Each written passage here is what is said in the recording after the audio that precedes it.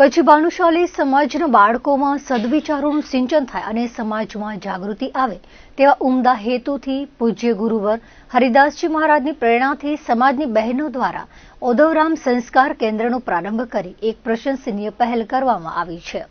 સંત પૂજ્ય ઓધવરામજીના જીવન કવનમાંથી પ્રેરણા આજથી 137 વર્ષ પૂર્વે ભાનુશાલી કુળમાં કચ્છના જખૌ ગામે એક સામાન્ય ખેડૂત પરિવારમાં ક્રાંતિકારી સંત ઓધવરામજીનો જન્મ થયો હતો। તેમણે માત્ર 7 વર્ષની વયે ગુરુ દીક્ષા ગ્રહણ કરી ભેખ ધારણ કર્યો હતો। સમાજમાં વ્યાપેલી અસ્પૃશ્યતા નિવારવા તેમજ શિક્ષણ અને આરોગ્યના ઉત્થાન માટે તેમણે પોતાનું સમગ્ર જીવન સમર્પિત કરી દીધું હતું। જે તે સમયે જ્યારે લોકો સર્વધર્મ ભૂલી પર ધર્મ તરફ વળતા હતા ત્યારે તેમણે લોકોને પુનઃ સ્વધર્મ તરફ વળવાનું ભગીરથ કાર્ય કર્યું હતું। આવા મહાન સંતના ક્રાંતિકારી વિચારો સમાજમાં જીવંત રહે અને નવી પેઢી પ્રગતિશીલ બને તે હેતુથી આ સંસ્કાર કેન્દ્રની શરૂઆત કરવામાં આવી છે। ભવ્ય દીપ પ્રાગટ્ય અને મહાનુભાવોની ઉપસ્થિતિ કાર્યક્રમના પ્રારંભે કચ્છી ભાનુશાલી મહાજન સરોવર ટ્રસ્ટ ગાંધીધામના પ્રમુખ હરેશભાઈ ભકડ, મહિલા પ્રમુખ દેવકીબેન મંગે, યુવા ગ્રુપના મોહનભાઈ ભાનુશાલી, અંજાર ભાનુશાલી મહાજનના પ્રમુખ નયનભાઈ હુરબડા, મહિલા પાંખના પ્રમુખ જશોદાબેન ભદ્રા, સખી ગ્રુપના જિજ્ઞાબેન ચાંદ્રા, અંજારના પ્રમુખ કિમબેન અને તેમની ટીમ તેમજ આદિપુર મહિલા પ્રમુખ નીતાબેન અને તેમની ટીમ દ્વારા દીપ પ્રાગટ્ય કરી કાર્યક્રમનો શુભારંભ કરવામાં આવ્યો હતો। સખી ગ્રુપની બહેનો દ્વારા સુંદર સાંસ્કૃતિક કાર્યક્રમ રજૂ કરવામાં આવ્યો હતો। ઓધવરામ સંસ્કાર કેન્દ્રની રૂપરેખા આપવામાં આવી હતી। પરમ વંદનીય હરિદાસજી મહારાજના હસ્તે વિમોચન થયેલ ઓધવરામ સંસ્કાર કેન્દ્ર પુસ્તક દ્વારા સર્વે સંચાલક બહેનોનું બહુમાન કરાયું હતું। કાર્યક્રમને સફળ બનાવવા માટે કચ્છ ભાનુશાલી મહાજન સરોવર ટ્રસ્ટ ગાંધીધામના ટ્રસ્ટીઓ અને કમિટી સભ્યો, અંજાર ભાનુશાલી મહાજનની કમિટી, આદિપુર મહિલા મંડળના પ્રમુખ અને તેમની પૂરી ટીમ, ગાંધીધામ મહિલા મંડળની બહેનો અને તેમની ટીમ તથા ગાંધીધામ સખી ગ્રુપની બહેનોએ જહેમત ઉઠાવી હતી। આ કાર્યક્રમમાં ભાનુશાલી જ્ઞાતિની માતાઓ, બહેનો અને બાળકો મોટી સંખ્યામાં ઉપસ્થિત રહ્યા હતા। સંચાલન સખી ગ્રુપ ટીમ દ્વારા કરવામાં આવ્યું હતું। માતૃશ્રી મેઘબાઈ પ્રેમજી જેઠા હોસ્પિટલ રિસર્ચ સેન્ટરને 25 વર્ષ પૂર્ણ થતા રજત જયંતિ પર્વની ઉજવણીને યાદગાર બનાવતી સાંજે સમાજ સુરમય બની ગયો હતો। એક બાજુ પરંપરાગત વેશભૂષાયુક્ત યુવક યુવતીઓ, છાત્રો તો બીજી બાજુ ઠાકર થાળીના અંદાજમાં 80 થી 90 વર્ષના આગેવાનો રાસ રમ્યા હતા। સામાન્ય રીતે રાસ ન રમતી જૂની પેઢીની વ્યક્તિઓએ પણ પગ ઉપાડ્યા હતા। કીર્તિ વરસાણીના સંગીત મઢ્યા માહોલમાં અનિરુદ્ધ આહિર, પૂનમ ગઢવી સાથે સમાજના ઉભરતા કલાકારોએ પણ કામળ પાથર્યા હતા। સાંજથી સજ્જ ખેલૈયાને જોવા 24 8,000 જ્ઞાતિજનો હાજર રહ્યા હતા।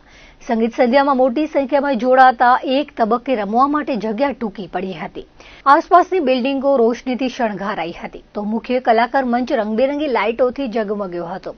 ખ્યાતનામ ઓર્કેસ્ટ્રા ટીમના લીડર કીર્તિભાઈનું વિશેષ સન્માન સમાજના પ્રમુખ વેલજીભાઈ પિંડોરિયા, અધ્યક્ષ ગોપાલભાઈ ગોરસિયાએ કર્યું હતું। લકી ડ્રો વિજેતાને ઇનામો અપાયા હતા। અધ્યક્ષ ગોપાલભાઈ ગોરસિયાએ કહ્યું હતું કે સેવા ભલે કરો, ઈચ્છા થાય ત્યાં દાતારી ભલે દાખો, પણ બિઝનેસ ક્લાસની ટિકિટે ફરતા સંચાલકો સર્જરીઓના લિસ્ટ સાથે અપાતા હિસાબોને ઝીણવટપૂર્વક તપાસો। મશીન ઉપકરણો દાન આપો એ સારું છે, પણ કેટલાક વપરાય છે તે પણ જુઓ। શ્રી ગોરસિયાએ સમાજના કાર્યોમાં વિશ્વાસ દાખવનાર સૌ કોઈનો આભાર માન્યો હતો। પાર્કિંગ, રસોડું, પ્રસાદાલય, ફળફળાદી સ્ટોલ, સફાઈ જેવા પડદા પાછળના કાર્યોમાં 24 ગામોના યુવક યુવતીઓએ 3 દિવસ સમર્પિતતાથી સેવા આપી હતી। રસોઈ, પાણી, એઠા વાસણ, કચરો સહિતના કાર્યો શ્રીમંત પરિવારોના સભ્યો જાતે સંભાળી લીધા હતા। દૈનિક 5 થી 7,000 લોકો માટે 2 સમય ભાવતા ભોજનિયાનો રસતાળ પીરસાયો હતો। સંસ્થાની સ્થાપના સમયે આરડીના પૂર્વ વ્યવસ્થાપક રહેલા નીતિનભાઈ કલ્યાણ કેરાઈ, હિતેશ ભુવા પરિવારોએ જરૂરિયાતમંદ છાત્રો પૈકી 100ને દત્તક લેતા 1.51 કરોડ રૂપિયા જેટલી મોટી રકમ જાહેર કરી સંસ્થાને પરિશ્રમનો સંતોષ થાય તેવી લાગણી દર્શાવી હતી। પૂર્વ છાત્રોએ માતા પિતા કલ્યાણભાઈ સામજી કેરાઈ, રાધાબેન અને કાંજે શિવજી ભુવા વેલબાઈની પ્રેરણાથી સમાજનું ઋણ ચૂકવ્યું હતું ત્યારે આખો પરિવાર હાજર રહ્યો હતો। આ યુવાનો લંડનમાં જે ડેલ્ટા એન્જિનિયરિંગ પેઢી સ્થાપી છે, શિક્ષણ પ્રેમ તરબતર છે તેની અભિવ્યક્તિ જોવા મળી હતી। MMPJ હોસ્પિટલ ને 25 વર્ષ પૂરા થયા છે। એનો રજત જયંતિ મહોત્સવ અમે 3 દિવસ થયા ઉજવીએ છીએ।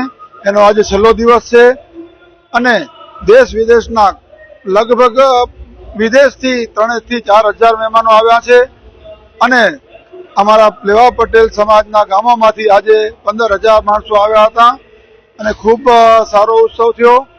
અને જે લેવા પટેલ હોસ્પિટલમાં મશીનરી અને ઘણું બધું જે કામ થયું છે એને બધા બિરદાવ્યું અને ખૂબ સારું આગળ પર કામ કરતા રહેશો એવી શુભેચ્છા આપી. અને આજે જે યુવા સત્ર હતું તેમાં યુવાનોને બિઝનેસ કેવી રીતે કરવો એના વિશે પણ માર્ગદર્શન અપાયું. દાતાઓના સન્માન થયા. અને આજે રાત્રે જે ગરબાનું આયોજન કર્યું છે, રાસોત્સવનું આયોજન કર્યું છે, તો રાસોત્સવ સારી રીતે અત્યારે ચાલી રહ્યો છે અને એમાં લગભગ 10 થી 12,000 માણસો રાસોત્સવમાં લાભ લે છે. તો આ પર્વ ખૂબ સારી રીતે સંપન્ન થયું. ને આ સંસ્થામાં હું પ્રથમ વિદ્યાર્થી છું ને આ સંસ્થા માતૃશ્રી મેઘબાઈ પ્રેમજી જેઠા હોસ્પિટલે 25 વર્ષના પ્રસંગે અહીં ઉજવણી કરવા આવ્યા છીએ અમે. ને છેલ્લા 3 દિવસથી અલગ અલગ વિષયો પર ચર્ચા થાય છે. આજે છેલ્લા દિવસે રાસોત્સવ છે ને મોટી સંખ્યામાં જ્ઞાતિજનો અહીંયા હાજર છે ને એને 25 વર્ષની ઉજવણીનો આજે ભાગરૂપે બધા સેલિબ્રેશન કરે છે. અહીંયા આજે આટલા 25 વર્ષમાં 50 લાખ દર્દીઓનો આજે અહીંયા કને સારવાર થઈ છે. સાથે સાથે આજે એક ચાલતી ફરતી એક ક્લિનિકનું આપણે ઉદ્ઘાટન પર કર્યું, જ્યાં નાના છેવાડાઓ ગામડાઓ છે ત્યાં આપણે બધા દર્દીઓને સેવા થઈ શકે એના માટે આપણે આજે એક નવા ચાલતા ફરતા દવાખાનાની શરૂઆત કરી રહ્યા છીએ. આજે આ સમાજ માટે બહુ ગર્વની વાત છે કે જે સમાજે 50 લાખ દર્દીઓનો સારવાર કરી છે. ભુજમાં મનોરંજન અને આધુનિક લાઇફસ્ટાઇલને એક નવા સ્તરે લઈ જવા માટે રવિવારે નેક્સ્ટ 9 પબ એન્ડ ગેમિંગ ઝોનનું ભવ્ય ઉદ્ઘાટન કરવામાં આવ્યું છે. ભુજના શ્રી ક્ષેત્રપાલ લેન્ડમાર્ક ખાતે કાર્યરત થયેલા આ પ્રીમિયર ડેસ્ટિનેશનનું ઉદ્ઘાટન સામાજિક અને રાજકીય આગેવાનોની હાજરીમાં કરવામાં આવ્યું હતું. સંજયભાઈ ગોસ્વામીએ જણાવ્યું હતું કે ભુજવાસીઓ માટે આ ગેમિંગ ઝોન આકર્ષણનું કેન્દ્ર બનવા જઈ રહ્યું છે. અહીં એક જ છત નીચે અનેક સુવિધાઓ ઉપલબ્ધ કરાવાઈ છે.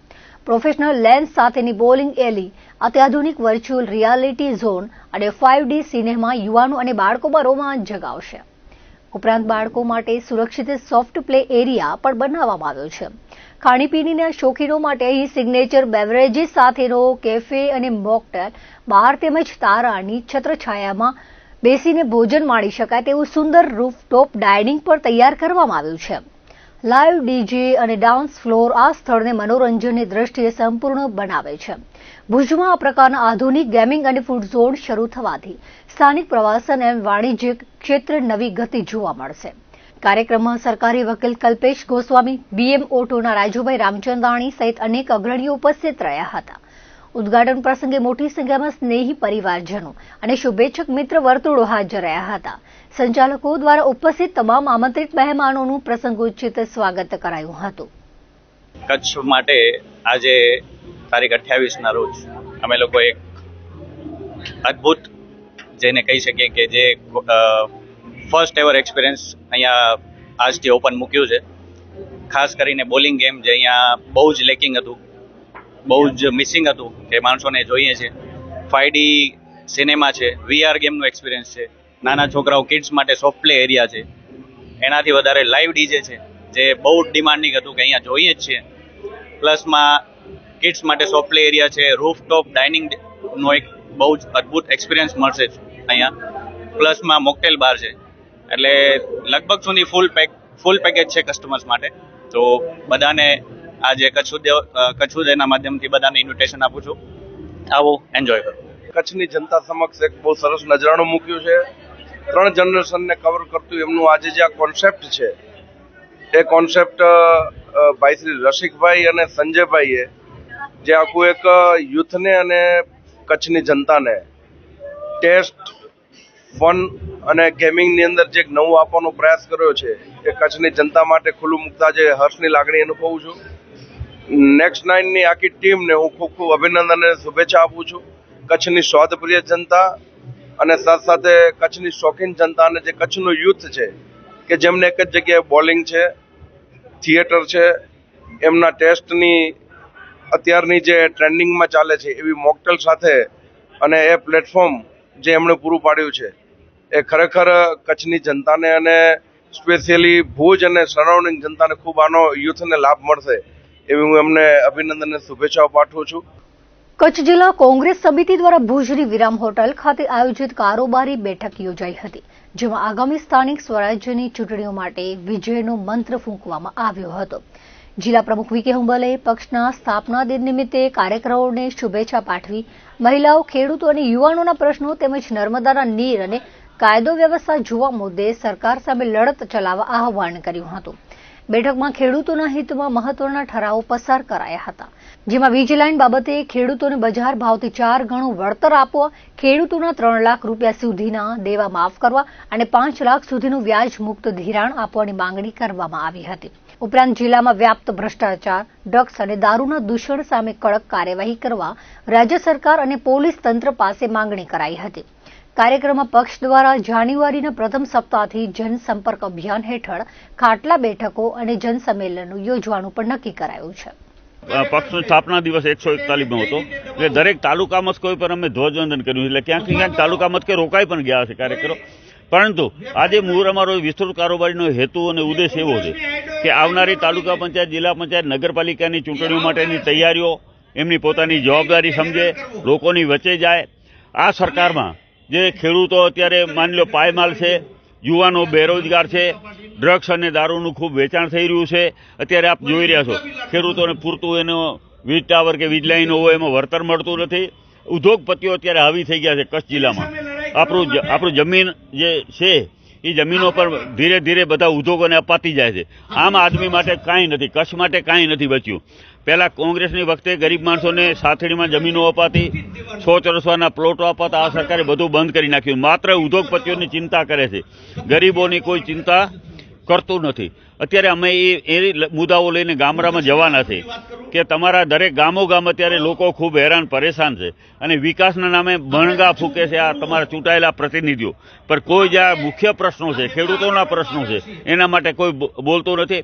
દારૂનો અહીંયા કચ્છ જિલ્લામાં, કદાચ આખા સમગ્ર ગુજરાતમાં સૌથી વધારે વેચાતો દારૂ હોય તો એ દારૂ આપણે કચ્છમાં વેચાય. અને હમણાં 31 ડિસેમ્બર આવે છે, એટલે દારૂના ભાવે કોઈક મને એમ કીધું કે હતા એનાથી 3 ગણા વધી ગયા છે. તો આ પોલીસની મિલીભગતથી જ વેચાય છે અને પોલીસને કહેવા માંગીએ છે ધ્યાન રાખજો, અમે ગમે ત્યાં રેડ પાડશું. એટલે 31 ડિસેમ્બરમાં અત્યારે બેફામ દારૂ વેચવા માટે બુટલેગરો તૈયાર થઈ ગયા છે. કાં તો બુટલેગરોને પકડો, નહીં તો તમે નહીં પકડી શકો તો અમે રેડ પાડી અને તમારા હાથમાં સોંપશો.